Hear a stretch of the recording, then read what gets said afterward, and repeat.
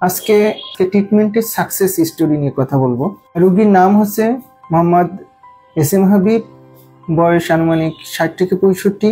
Patient 1 মাস আগে আমার কাছে আসছে শোল্ডার জয়েন্টে ব্যথা নিয়ে। পেশেন্ট ডায়াবেটিস আক্রান্ত, প্লাস তার ওপেন হার্ট সার্জারির হিস্ট্রি আছে। তিনি শোল্ডার জয়েন্টে চিকিৎসা নিছে এবং লাস্টে উনি যেটা করছে, উনি শোল্ডার জয়েন্টে স্টেরয়েড ইনজেকশন নিছে, যেটি শোল্ডার জয়েন্টের জন্য অনেক ক্ষতিকর। ওনার আমি কিছু বেসিক টেস্ট দিলাম, তো 1 সপ্তাহ পরে উনি করে আমার কাছে আবার পুনরায় আসছে। ওনার মোটামুটি সব পরীক্ষা সব কিছু ভালো আছে। এই দেখে আমি ওনাকে আমাদের ট্রিটমেন্ট সম্বন্ধে ওনাকে কাউন্সিলিং করলাম।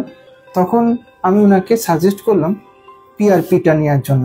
পেশেন্ট ট্রিটমেন্ট নেওয়ার 7 দিনের ভিতরে তিনি তার ব্যথা মোটামুটি অনেকাংশেই হ্রাস পায় এবং 1 সপ্তাহ পরে সে ফিজিওথেরাপি নেওয়া শুরু করছে এবং মোটামুটি 1 থেকে 2 সপ্তাহ ফিজিওথেরাপি নেওয়ার পরে পেশেন্ট মোটামুটি 80 to 90% ভালো হয়ে গেছে। সে আসলে আমাদের সব থেকে মেডিকেল টার্মে যেটাকে বলে অ্যাডহেসিভ ক্যাপসুলাইটিস বা ফ্রোজেন শোল্ডার।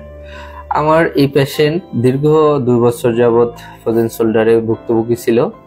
তো পরবর্তী অনলাইনের মাধ্যমে অ্যাপয়েন্টমেন্ট নিয়ে আমাদের ডক্টর কনসালটেশন এবং সব থেকে অত্যাধুনিক চিকিৎসা হচ্ছে রিজেনারেটিভ ট্রিটমেন্ট। এটা নেওয়ার পরবর্তী সময়ে আমার পেইন ম্যানেজমেন্ট ডিপার্টমেন্টে আসে এবং আমি সকল অ্যাসেসমেন্ট এবং ডায়াগনোসিস শেষে ম্যানুয়াল ট্রিটমেন্টের মাধ্যমে সাথে ইলেকট্রোথেরাপি কিছু মোবিলাইজেশন টেকনিক অ্যাপ্লাই করে তাকে এখন সম্পূর্ণ সুস্থের আওতায় নিয়ে আসি। হ্যাঁ, আমরা শুনবো পেশেন্টের মুখ থেকে যে সে এখন কতটা উপকৃত হয়েছে।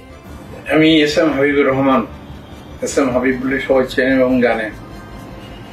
আমি দীর্ঘ 2 বছর আমার বাম হাতের এই কাঁধে ব্যথায় ভুগছিলাম। আমি অনেক ডাক্তারের কাছে গেছি, দেখাইছি, কিন্তু আশানুরূপভাবে কোনো উপকার পাইনি। পরবর্তীতে আমি এই মোবাইলে অ্যাড দেখছি কনকর্ড স্টেনসেলে, ওখানে আমি আছি, ডাক্তার তারেক সাহেবকে দেখাই এবং উনি পিআরপি ইনজেকশন দেয় আমাকে। পরবর্তীতে রাতিন সাহেব কনসালটেন্ট, ওনার কাছে আমি ফিজিওথেরাপি আমি এখানে প্রায় 2 সপ্তাহ যাবৎ আমি ট্রিটমেন্ট নিয়েছি। অত্যন্ত সুন্দরভাবে উনি আমাকে ট্রিটমেন্ট দিয়েছেন।